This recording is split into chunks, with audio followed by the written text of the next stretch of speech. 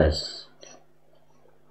Sahabat Shalom, malam ini kita akan melanjutkan materi tentang Sabat, dan kali ini akan dalam wujud khotbah.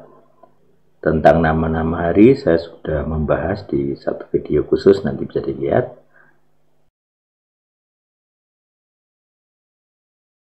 Terus Sabat adalah hari ke-7 yang kita rayakan juga di Indonesia sebagai hari Sabtu. Kemudian hari pertama adalah Echad atau Ahad, jadi Ahad itu hari pertama dalam kalender Yahudi. Kemudian Sabtu, Sabat sebagai hari ke-7. Dan kali ini kita akan membahas penerapan atau misalnya pertanyaan apakah gereja merayakan Sabat gitu ya. Nah, kali ini kita akan belajar melalui khotbah. Silahkan menyimak. Semoga bisa memberkati dan memberi pencerahan. Mari kita belajar bersama-sama. Tuhan yang hidup memberkati. Amin. Terima kasih Tuhan. Kami siap untuk belajar bersama mengenal di dalam demi nama Tuhan kami Yesus Kristus. Semua yang bisa katakan amin. Silakan duduk Bapak Saudara. Shalom. Halo. Selamat siang. Ya, panas sekali ya. Baik, sebenarnya tadi sudah betul ya, Guru menjelaskan itu Sabat yang dijelaskan Undo itu. Jadi ada Tuhan, ada keluarga, kemudian ada istirahat. Jadi memang secara sederhana Sabat ya ini saya gambarkan dalam satu gambar ini. Jadi tempat atau area istirahat. Kita siapkan kitab dulu. Mari kita buka di dalam Keluaran 20.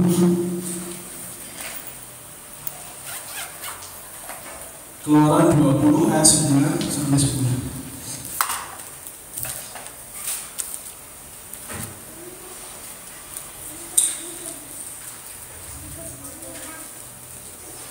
Kita akan baca bersama 3, 2, 1. 6 hari lamanya engkau akan bekerja dan melakukan segala pekerjaan. Tetapi hari ke-7 adalah hari Sabat Tuhan Allahmu. Maka jangan melakukan sesuatu pekerjaan engkau atau anakmu laki-laki atau anakmu perempuan atau hambamu laki-laki atau hambamu perempuan atau hewanmu atau orang asing yang di tempat kediamanmu. Jadi ingat dan kuduskanlah hari Sabat itu sebenarnya sudah ada sebelum perintah itu. Jadi sudah konsepnya atau harinya itu sudah ada sejak penciptaan manusia. Jadi kalau kita lihat di dalam kitab Kejadian itu, hari Tuhan menciptakan bumi dalam berapa hari? Bumi dan segala isinya. Berapa hari? 6 hari. Dan hari ke-7 Tuhan ngapain? Istirahat. Ya, istirahat. Sebenarnya Tuhan menciptakan Sabat. Ya artinya ya memang istirahat. Mandek, berhenti. Gitu ya. Jadi selanjutnya ini berarti ini Mas Yunus selalu kembali ke slide 1 tadi. Slide 1. Nah, saya merasa bersalah ya, di sesi 1 tadi mungkin terlalu cepat. Jadi sebenarnya bagian ini yang penting. Selanjutnya, nah ini ya, saya perkenalan dulu nama-nama hari di dalam kalender atau harinya orang Ibrani, orang Israel. Hari Senin itu ya, yang di tengah itu. Seandainya itu kan bahasa Inggris, kemudian ada Ibrani kan, itu cara bacanya. Jadi Yom Rishon itu hari Senin, Yom Rishon itu hari Minggu. Jadi hari pertama di dalam kalender global itu hari apa? Hari Minggu ya, betul ya? Hari Minggu. Jadi kalau kita lihat tanggal itu paling depan kan warnanya merah, betul nggak? Betul ya? Itu hari pertama. Jadi kalau kita pikir hari pertama itu adalah hari Senin, itu hari kerja, hari Senin hari pertama. Tapi hari pertama di dalam kalender global dunia gitu, ke kalender orang Bali, bahkan orang Jawa itu paling kiri saya itu nama hari dalam bahasa Jawa itu artinya minggu gitu. Jadi hari pertama adalah hari Minggu, kemudian hari Senin, Seni, Selisi, Selasa. Ini nama hari kita itu ternyata memiliki akar kata dari bahasa Ibrani, bahasa Semitik. Kemudian hari Sabat itu hari apa? Sabtu. Betul ya, hari Sabat itu hari Sabtu. Jadi ingatlah dan kuduskanlah hari Sabat. Di dalam perintah itu secara literal Tuhan bilang ingatlah dan kuduskanlah hari Sabtu. Nah, buat orang Yahudi agak berbeda, hitungan hari itu berbeda. Jadi kalau tidak salah gitu, hari itu kalau di kita di Indonesia hari baru itu dimulai pukul berapa? 00.01 itu hari baru ya. Tapi kalau orang Ibrani itu dimulai kalau tidak salah itu jam 18.01 itu jam berapa? Jam 6 sore. Nah itu hari baru untuk orang Ibrani. Jadi beda ya, beda setengah hari gitu. Beda. Nah kalau begitu ini sedikit nyambung ya dengan terima kasih Mas Yanis, ada Hening Surga. Jadi harinya orang Ibrani dimulai dari jam 18.01 dan sampai hari berikutnya. Jadi hari Sabat itu dimulai Sabtu dikurangi 24 jam jadi Jumat. Jadi Sabat itu dimulai hari Jumat jam 18.01 sampai Sabtunya jam 18.00 gitu ya. Jadi ini pertanyaan penting ya tentang Jumat Agung. Jadi Yesus itu bangkit pada hari apa? Dikatakan di Perjanjian Baru itu dia bangkit pada hari pertama minggu itu. Berarti hari apa? Hari pertama lagi. Minggu ya. Terus dia mati selama 3 hari. Nah, minggu dikurangi 3 hari, hari apa? Minggu kurangi 1 hari berarti hari Sabtu kurangi 1 hari jadi hari Jumat kurangi 1 hari jadi Berarti Yesus kemungkinan mati hari harusnya Kamis Agung gitu. Karena memang di dalam kekristenan itu menurut saya dalam pandangan saya itu ada 2. Satu kebenaran firman Tuhan, satu tradisi gereja, tradisi Kristen.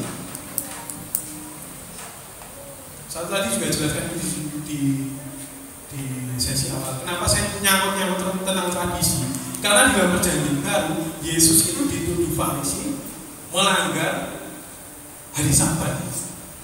Karena yang dilanggar itu tradisi, bukan hari Sabat. Nah, ini masalah yang sama gitu ya.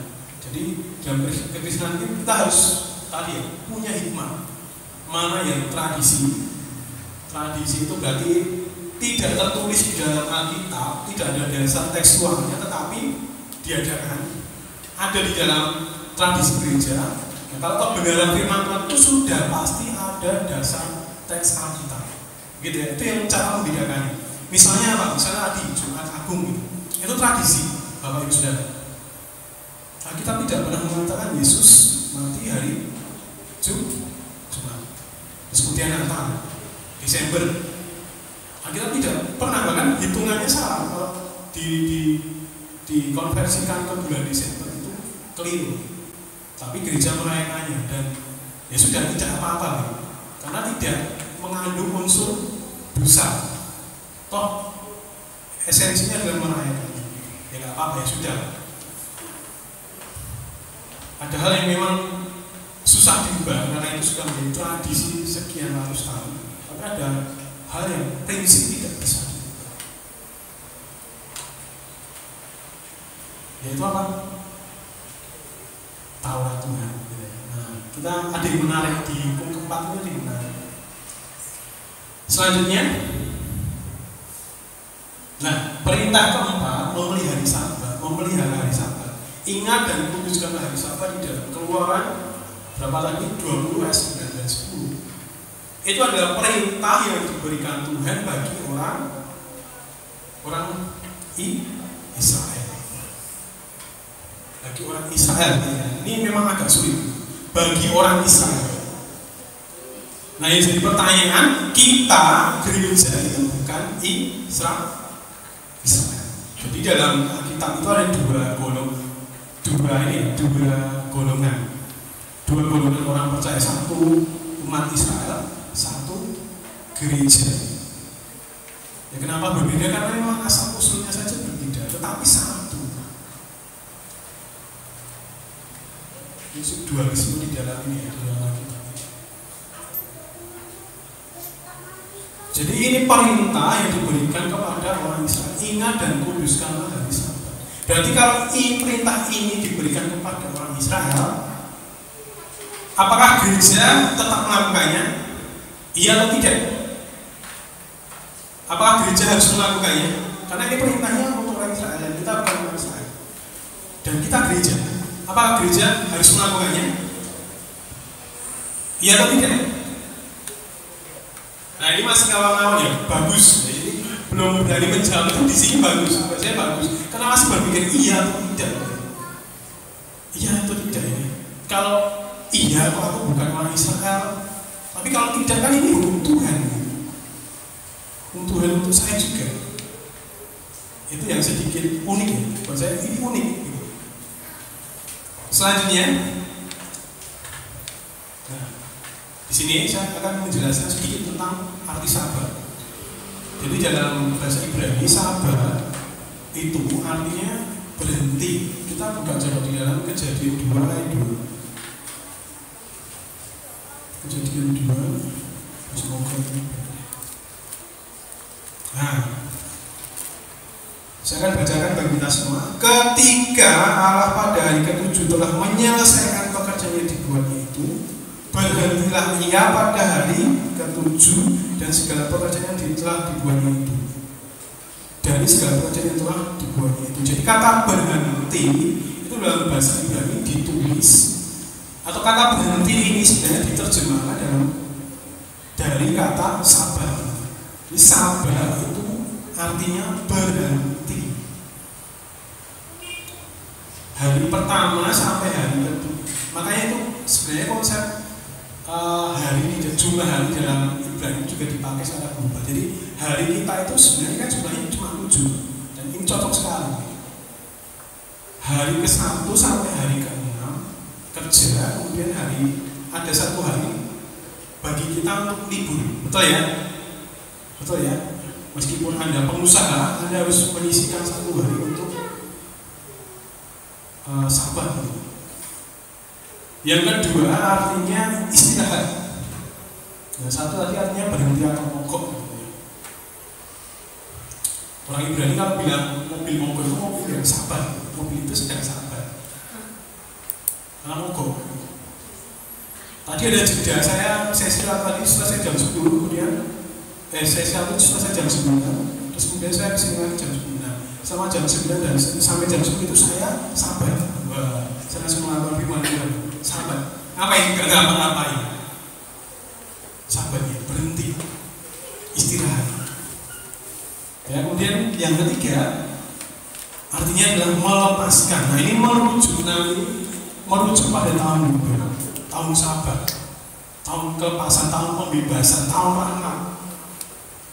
Itu ada di dalam Alkitab. Itu ada tercatat di dalam Imamat 25. Tapi nanti kita buka di belakang aja. Selanjutnya, di Sabat itu hari ke-7 yang dikuduskan. Karena itu perintah. Kenapa tadi ya? Kenapa perintah itu diberikan kepada orang Israel? Kenapa Tuhan memberikan perintah untuk menguduskan hari Sabat? Karena hari Sabat itu adalah tanda, bukan tanda, sebagai pengingat bagi Israel yang telah dilepaskan Tuhan dari perbudakan Mesir. Itu Sabat. Tadi artinya kan pelepasan, melepaskan Sabat.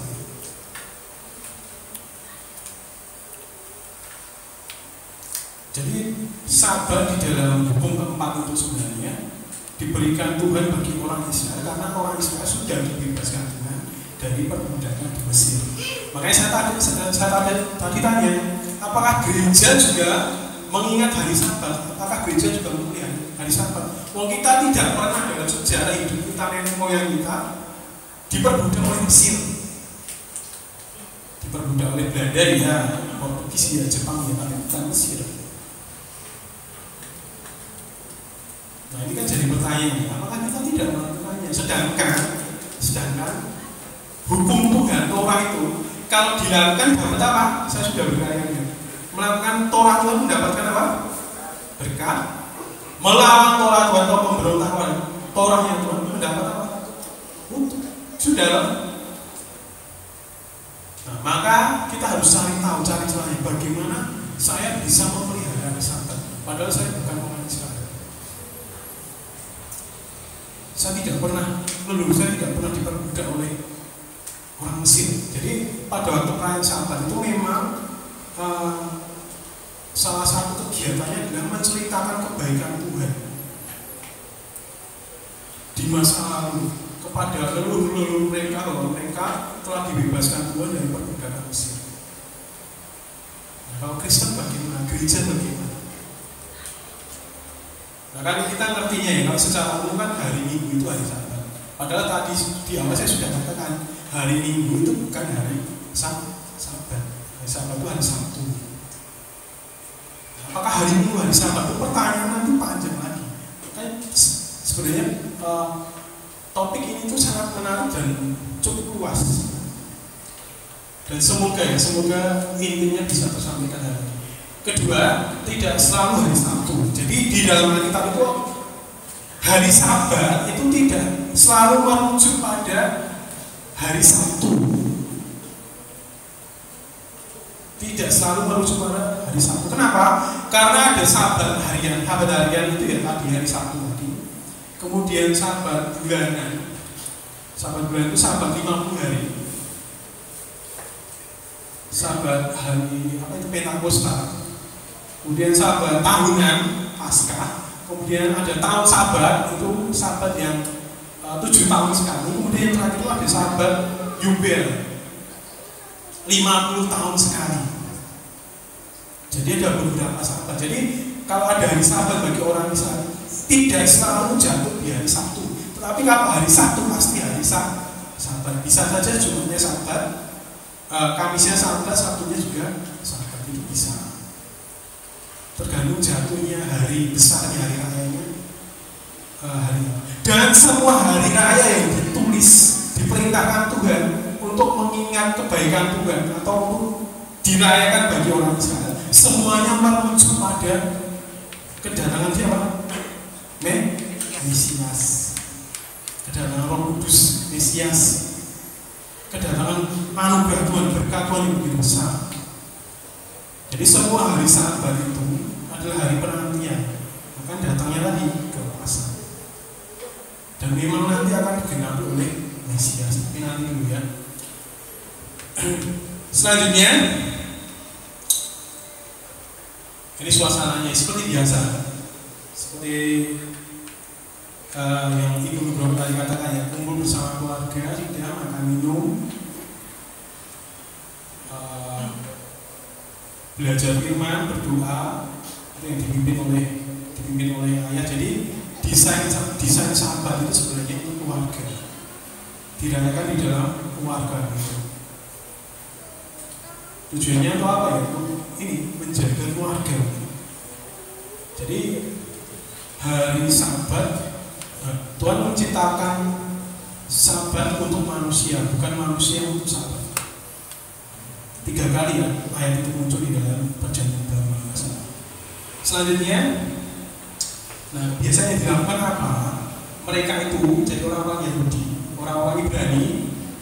Pertama yang dilakukan itu biasanya pengucapan kidus. Kidus itu apa? Kidus itu ayat-ayat yang menunjukkan pengudusan hari Sabat di dalam kitab Taurat, kitabnya Musa. Mengucapkan kidus pada secawan anggur. Kemudian yang kedua, makan roti dengan sukacita. Jadi ada anggur merah, anggur koser. Anggur koser itu berarti anggur yang halal gitu.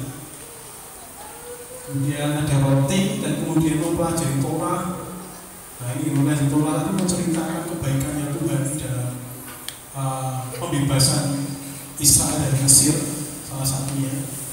Kemudian yang terakhir mengucapkan Hafdalah sebagai tanda berakhirnya Sabat. Itu dilakukan setiap Sabat. Nah kenapa itu dilakukan? Karena itu perintahnya Tuhan. Nah saya juga sudah dijelaskan di beberapa bulan lalu. Jadi dalam Alkitab itu ada yang namanya perintah. Itu harus dilakukan dan punya konsekuensi baik dan buruk. Ada yang bersifat hanya saran,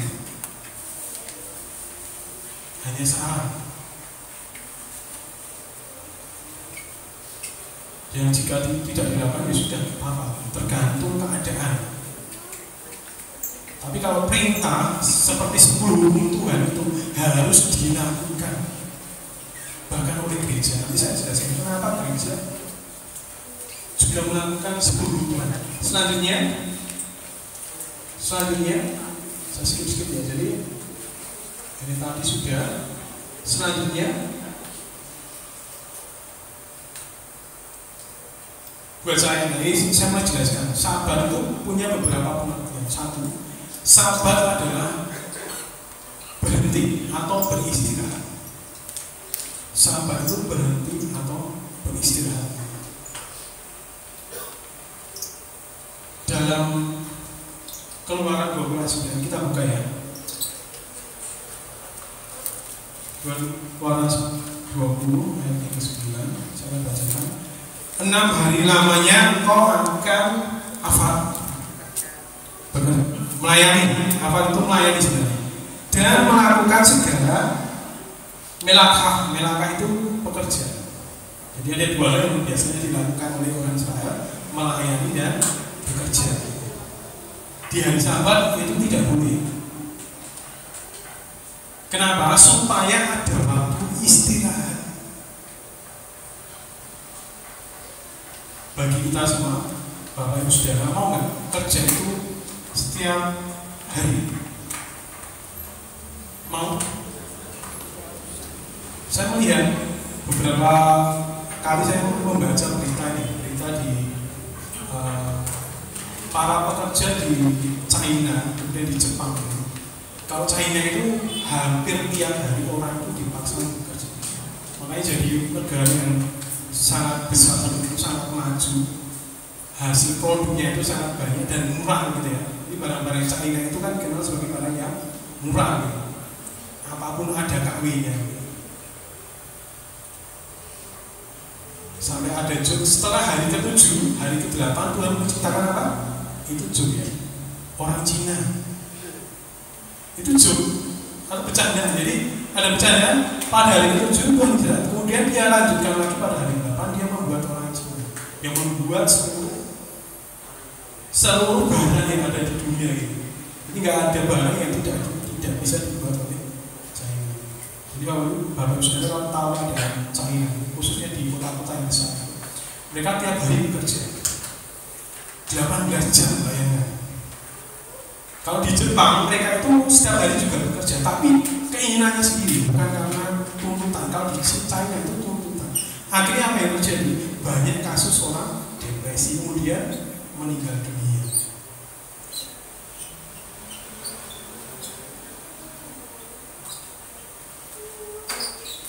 Nah ini Sabat bisa menjadi penerapan bagi kita. Ada satu hari khusus di mana kita harus apa?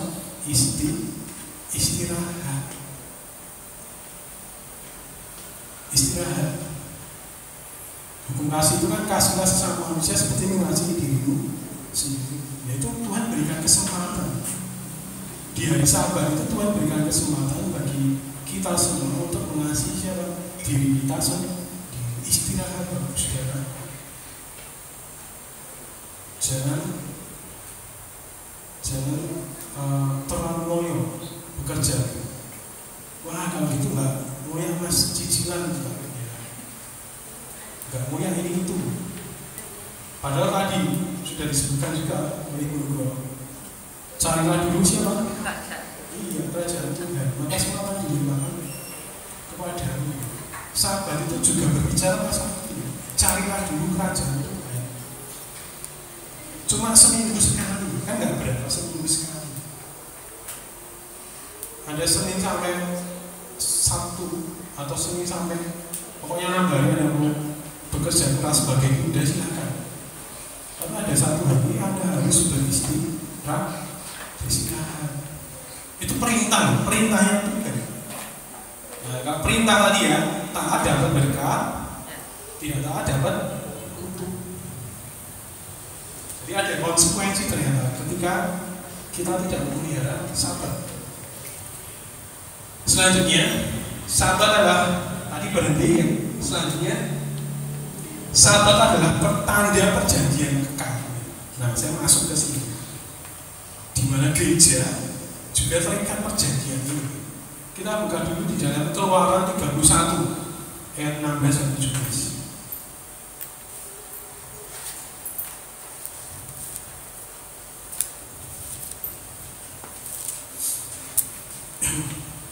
Saya akan bacakan bagi kita semua. Maka haruslah orang Israel memelihara hari Sabat dengan merayakan Sabat turun temurun menjadi apa? Perjanjian kekal. Jadi sifatnya adalah kekal, tidak ada batas atau limitasi waktu. Kapan ini berakhir tidak ada. Antara aku dan orang Israel, maka inilah suatu peringatan untuk selama-lamanya, sebab 6 hari lamanya Tuhan menjadikan langit dan bumi, dan pada hari yang ke-7 berhenti bekerja untuk apa? Beristirahat. Ada waktu 6 hari untuk Bapak Ibu Saudara bekerja mati-matian, kejar cicilan, bayar hutang sana sini. Tapi ada satu hari di mana Bapak Ibu Saudara harus apa? Istirahat, berhenti melakukan segala sesuatu yang tadi hubungannya dengan mencari uang. Sebab larangan melakukan pekerjaan di hari Sabat itu sebenarnya punya orientasi terhadap pekerjaan yang tujuannya itu untuk mencari uang, urusan pekerjaan. Jadi larangan bekerja di hari Sabat itu untuk urusan pekerjaan yang berorientasi pada uang. Jadi stop dulu.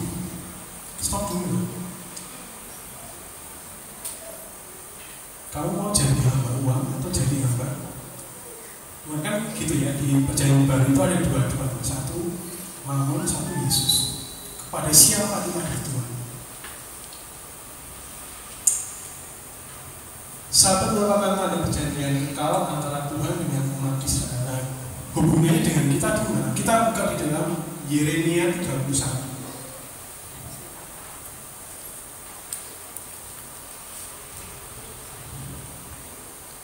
Yeremia 31 ayat 31 sampai 33.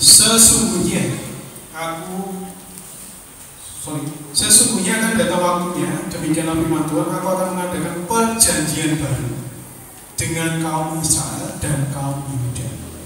Bukan seperti perjanjian yang telah kuadakan dengan perjanjian nenek moyang mereka pada waktu aku memegang tangan mereka untuk membawa mereka keluar dari tanah Mesir. Perjanjianku itu telah mereka ingkari meskipun aku menjadi Tuhan yang berkuasa atas mereka. Demikianlah firman Tuhan. Tetapi beginilah perjanjian yang kuadakan dengan kaum Israel sesudah waktu itu. Demikianlah firman Tuhan. Aku akan menaruh apa? Tauratku di mana? Dalam batin mereka dan menuliskannya dalam hati mereka. Maka aku akan menjadi Tuhan mereka dan mereka akan menjadi umatku. 34. Dan tidak usah lagi orang mengajar samanya atau mengajar saudaranya dengan mengatakan kenalah Tuhan, sebab mereka semua besar kecil dan akan mengenal aku. Demikianlah firman Tuhan. Sebab aku akan mengampuni kesalahan mereka dan tidak lagi mengingat dosa mereka. Setelah saya tunjukkan dalam perjanjian yang baru. Saya cari sebentar. Saya tiba-tiba ingat satu ayatnya. Lukas 22 ayat 20 sampai 23. Demikianlah juga dibuat oleh Yesus dengan cawan sesudah makan. Ia berkata, cawan ini adalah perjanjian baru oleh darahku yang ditumpahkan bagi kamu. Tetapi lihat, tangan orang yang menyerahkan aku ada bersama dengan aku di meja ini. Sebab anak manusia memang akan pergi seperti yang telah ditetapkan. Tetapi celakalah orang yang olehnya ia diserahkan. Kemudian 1 Korintus 11 ayat 25. Demikianlah juga ia mengambil cawan sesudah makan lalu berkata, ini seringkali kita dengar, cawan ini adalah apa? Perjanjian baru yang dimantraikan oleh darahku. Perbuatlah ini setiap kali kamu meminumnya menjadi peringatan akan aku. Jadi kita gereja itu adalah umat yang terikat dengan perjanjian yang baru, perjanjian yang baru. Jadi nanti baik gereja Israel maupun gereja akan terikat dengan perjanjian yang baru ini. Karena perjanjian yang lama orang Israel gagal, mereka mengingkari perjanjian itu. Maka Tuhan buat mengadakan perjanjian lagi, perjanjian yang baru. Nah ini bukan hanya untuk orang Israel, tetapi untuk seluruh bangsa di bumi. Nah kita itu terikat dengan ini, perjanjian yang baru ini. Tadi di dalam Yeremia 31-33 Tuhan telah menuliskan Taurat itu di mana? Di mana? Di dalam hatimu. Berdasar apa? Perjanjian yang baru yang dilakukan oleh siapa? Yesus Kristus. Jadi 10 hukum itu ada di mana? Di mana, saudara? Di dalam batin. Sebegitu dekat jadi antara kita dan hukum Tuhan, itu tidak ada jarak harusnya orang tidak perlu mengajari kita, karena kita akan belajar sendiri tentang Tuhan. Karena tidak ada jarak antara kita dan Tauratnya Tuhan. Nah masalahnya itu yang begitu membuat saya prihatin gitu ya. Ada beberapa gereja, mungkin banyak yang memiliki pandangan atau mengajarkan seperti jadi Taurat itu tidak lagi berlaku dalam gereja. Dan kalau melihat dua ayat ini itu sudah salah. Kita hidup di dalam kasih karunia, bukan lagi di bawah hukum Taurat. Seringkali seperti itu.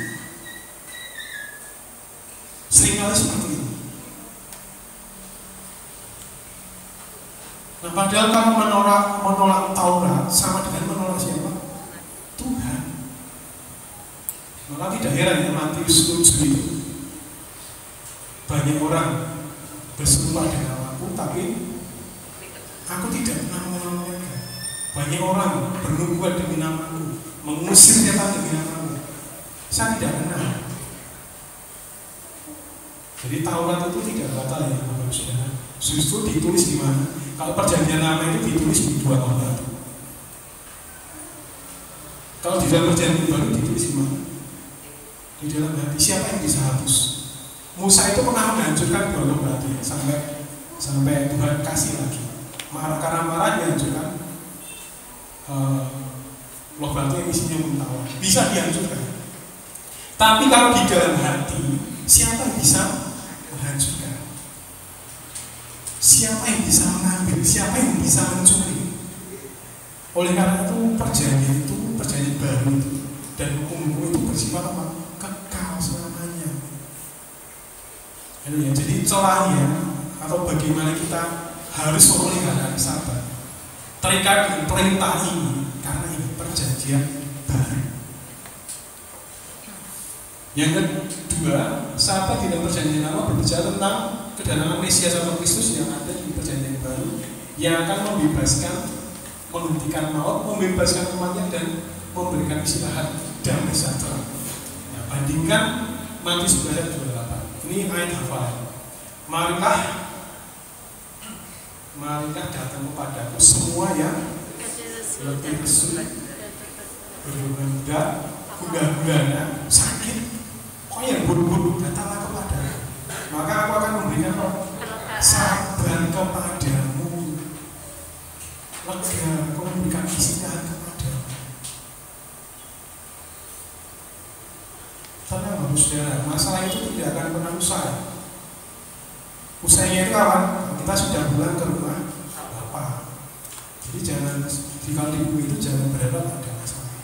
Jika ada masalah ya sudah dihadapi dengan tenang, mencoba santai. Karena besok itu pasti ada masalahnya lagi. Santai. Kalau capek ya lagi istirahat. Jadi seminggu itu jangan lupa cari uang, mikir ini mikir itu. Nanti yang belum sampai itu juga sudah ini ya, sudah sakit-sakitan, sudah gak bisa apa-apa. Orang perlu santai, orang perlu istirahat supaya itu menjaga kesehatan mental, menjaga kesehatan diri. Maksud Tuhan seperti itu, supaya kamu memperhatikan keadaanmu. Karena orang Israel itu kan pekerja juga ya, mereka itu pekerja, melakukan segala pekerjaan, mau itu di tahun Yubel atau di tahun Sabat itu Tuhan malah bilang tanah ini harus tetap kegiatan di tanah Israel, di kebun-kebun, di ladang-ladang itu harus berhenti, tidak boleh ada kegiatan, biarkan tanah itu santai. Dan Tuhan juga perintahkan supaya tanah Israel itu juga sabat, nggak boleh dikerjakan, nggak boleh digarap, itu di tahun Sabat dan di tahun Yubel, gitu ya. Kemudian selanjutnya tanda perjanjian kekal. Selanjutnya itu Sabat,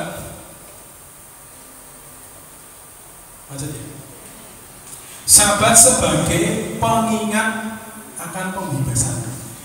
Nah ini esensinya itu sama, Bapak Saudara. Kalau orang Israel itu mengingat atau memelihara hari Sabat itu sebagai pengingat mereka telah dibebaskan dari perbudakan di Mesir. Nah kalau orang Kristen mengingat Sabat karena kita sudah dibebaskan dari perbudakan dosa. Darah Kristus itu sudah membebaskan. Darah Kristus itu yang menjamin kita memperoleh Sabat.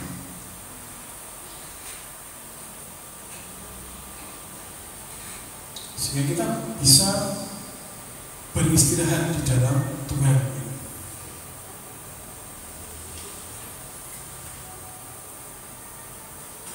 Jadi kalau di dalam Ulangan 5:12-15 Musa memberikan alasan bagi Israel bahwa perintah untuk memelihara Sabat merupakan pengingat bagi mereka. Kita buka ya Ulangan 5.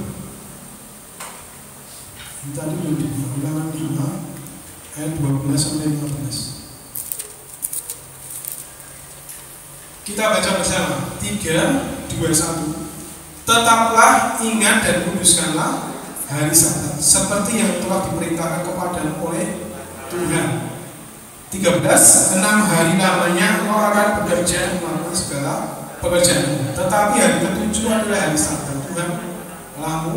Maka jangan melakukan sesuatu untuk pekerjaan engkau atau anakmu laki-laki atau anakmu perempuan atau hambamu laki-laki atau hambamu perempuan atau lembumu atau keledaimu atau hewanmu, bla bla bla. Kemudian di ayat 15, sebab haruslah kau ingat bahwa engkau pun dahulu budak di tanah Mesir dan engkau dibawa keluar dari sana oleh siapa? Tuhan, dengan tangan yang kuat dan lengan yang teracun. Itulah sebabnya Tuhan memerintahkan engkau merayakan apa? Hari Sabat. Jadi hari Sabat itu tanda pengingat bagi orang Israel, mengingat kebebasan mereka. Nah, kalau Kristen bagaimana? Sama, gereja itu juga mengingat Sabat sebagai tanda pembebasan mereka. Atas apa? Atas dosa.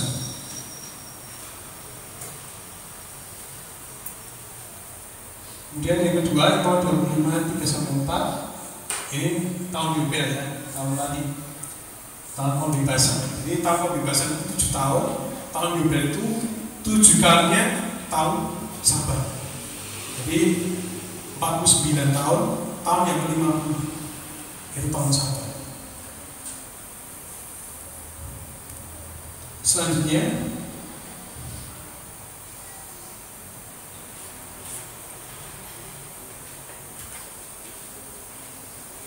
kita buka dulu ya. Imamat 25 ya. Imamat 25 ayat 3 sampai 4. Karena Mufis. Imamat 25 ayat 3 sampai 4. Saya akan bacakan bagi kita semua. 6 tahun lamanya engkau harus menaburi ladangmu, dan 6 tahun lamanya engkau harus merantingi kebun anggurmu dan mengumpulkan hasil tanahmu. Tetapi pada tahun yang ke-7 harusnya ada bagi tanah itu suatu apa? Sabat. Masa perhentian penuh suatu sabat bagi Tuhan. Ladangmu janganlah kau taburi, dan kebun anggurmu janganlah kau rantingi. Jadi tidak boleh di tahun Sabat itu menggarap kebun, menggarap ladang itu tidak boleh. Biarkan. Kalau yang mau berbuah ya silakan berbuah. Kalau yang belum ditanam ya jangan ditanam dulu. Selama tahun Sabat. Jadi Tuhan memberikan Sabat bagi tanah Israel. Tuhan juga memberikan Sabat bagi orang Israel. Tahun pembebasan.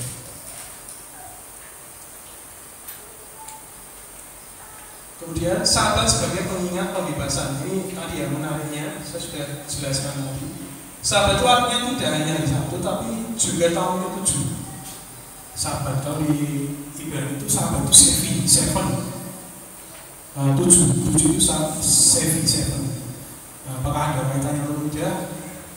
Saya belum tahu, tapi mirip ya Sabat dan seven. Juga tahun ke-50 tahun Yubel. Jadi biasanya tahun Yubel, tahun yang ke-50 tadi, Sabat yang paling lama tadi, itu biasanya diadakan bersama dengan Yom Kippur. Yom Kippur itu hari pendamaian. Hari pendamaian. Jadi hari-hari itu budak-budak Ibrani dilepaskan. Orang-orang yang berhutang dibebaskan. Itu Sabat untuk mereka setelah 50 tahun. Ya, iya, saya 50 tahun. 50 tahun itu masa yang lama sekali. Toh yang utangnya belum lunas itu sudah keburu tua. Jadi orang Israel itu punya hukum yang cenderung kepada moralitas itu, memikirkan orang lain. 50 tahun utangnya belum lunas, harus bagaimana? Ya sudah dibebaskan.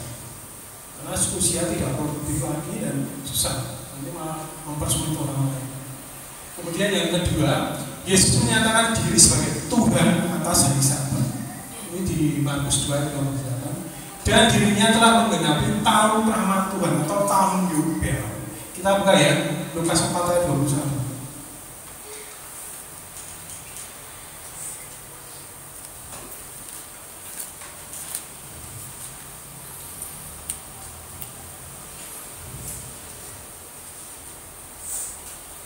Sorry, 19 sampai 21. Untuk memberitakan pembebasan kepada orang tawanan dan penglihatan bagi orang buta, untuk membebaskan orang yang tertindas, untuk memberitakan tahun apa? Tahun rahmat Tuhan telah datang. Yesus telah datang. 21. Pada hari ini genaplah nas ini sewaktu kamu mendengar. Itu yang ngomong Yesus. Jadi ketika Yesus ngomong itu, dia sedang menggenapi tahun Yubel. Tahun Yubel. Selanjutnya, inti dari Sabat. Ini yang saya simpulkan dan yang saya dapat gitu. Inti dari Sabat adalah Kristus, mengingat Kristus telah mati sebagai Yubel. Yubel itu kalau saya cari tahu artinya itu ternyata ada kaitannya dengan domba jantan.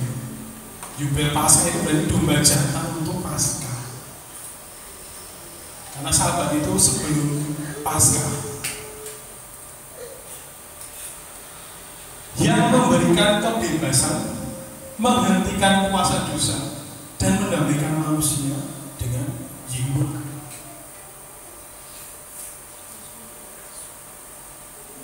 Jadi sebenarnya Sabat itu mengingat, kalau bagi gereja ini saya mau masuk gereja, mengingat kebebasan yang telah diberikan oleh Yesus Kristus melalui apa? Salib.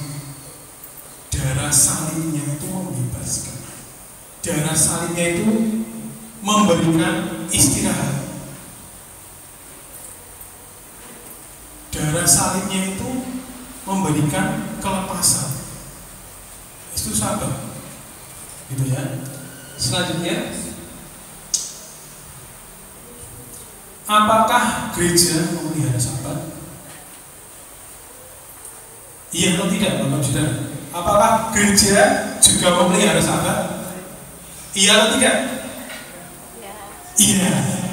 Nah, kalau sampai di sini, Bapak kan sudah bisa menjawab iya atau tidak, memutuskan saya harus memelihara Sabat atau tidak.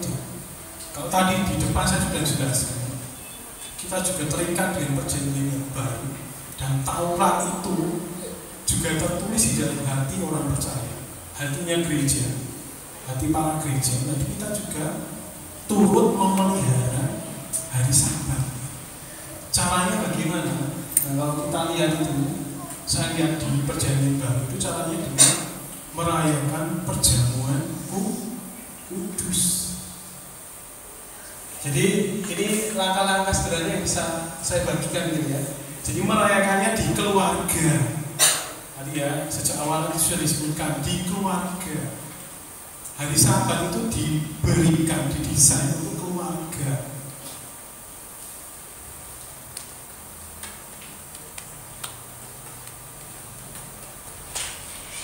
Jadi harus ada istirahat bersama dengan keluarga, family time. Family time. Dipimpin oleh siapa? Kalau mas di rumah itu masih ada bapak itu yang harus memimpin perayaan Sabat. Karena hancurnya keluarga atau diberkatinya keluarga itu tergantung dari siapa? Bapak ya. Konsep kita begitu. Bapak itu sebagai imam. Imam itu berarti yang mewakili keluarga, pemimpinnya gitu. Jadi anak berhasil atau tidak, anak lulus atau tidak, anak jadi imannya bertumbuh atau tidak, itu urusannya bapak, tanggung jawabnya bapak gitu. Sebagai imam. Kemudian yang kedua, di PB Sabat dirayakan dengan perjamuan kudus tadi ya. Sama, ada roti, ada anggur, kemudian ada firman Tuhan dan doa. Kalau di gereja ini sebenarnya sudah ada cuma baru nggak kali ya. Jadi kan di gereja ini sudah ada konsep mesbah keluarga, betul ya? Mesbah keluarga, nah itu betul. Seminggu sekali cukup, karena desain Sabat itu sebenarnya kan seminggu sekali pada hari ke-7 berkumpul, makan bersama, kemudian mengingat kebaikannya Tuhan, mengingat kelepasan yang sudah dilakukan oleh Yesus Kristus, kemudian membagikan firman. Ya Bapak yang harus membagikan firman. Jadi Bapak itu bertanggung jawab. Kemudian yang ketiga, maknanya merayakan pembebasan melalui salib Kristus yang diterima melalui perjanjian baru. Kita buka 1 Korintus 11.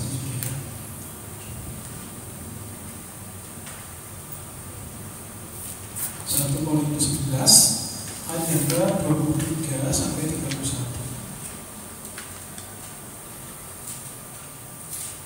Saya akan bacakan, silakan disimak. Sebab apa yang telah kuteruskan kepadamu telah kamu terima dari Tuhan, yaitu bahwa Tuhan Yesus pada malam waktu ia diserahkan mengambil roti, dan sesudah itu ia mengucap syukur atasnya, ia memecah-mecahkannya dan berkata, apa perkataannya?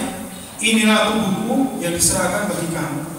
Perbuatlah ini menjadi peringatan akan aku. Peringatan akan aku. Itu sabar. Demikianlah juga yang mengambil cawan sesudah makan, lalu ia berkata, cawan ini adalah perjanjian baru yang dimeteraikan oleh darahku. Perbuatlah ini setiap kali kamu meminumnya, menjadi peringatan akan aku. 26.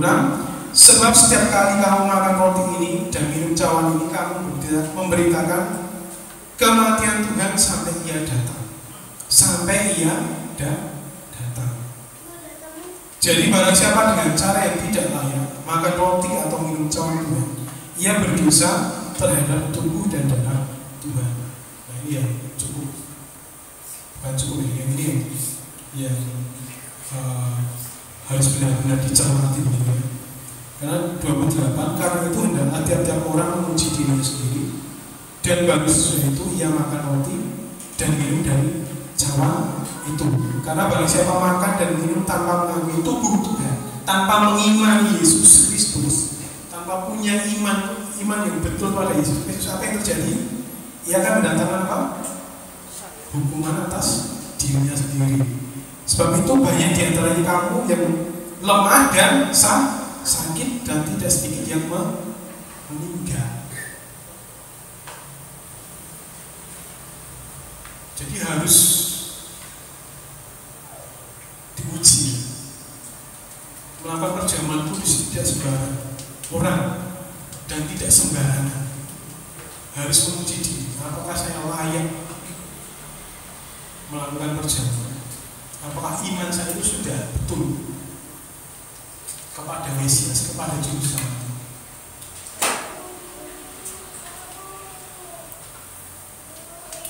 Selanjutnya, bagi gereja, perayaan Sabat berarti perayaan pembebasan oleh karya salib. Kristus setiap seminggu sekali di dalam keluarganya masing-masing. Salibnya adalah tempat kita beristirahat dari segala sesuatu. Syabat Shalom. Amin. Mari kita tutup Alkitab kita.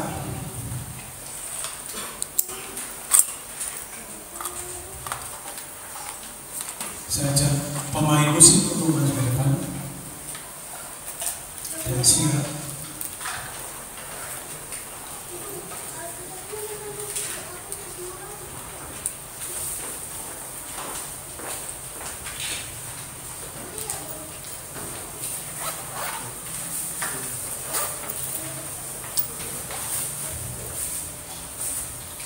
Saya dimantu bagi berdiri, dan kita akan merespon firman Tuhan dan menyanyikan satu pujian.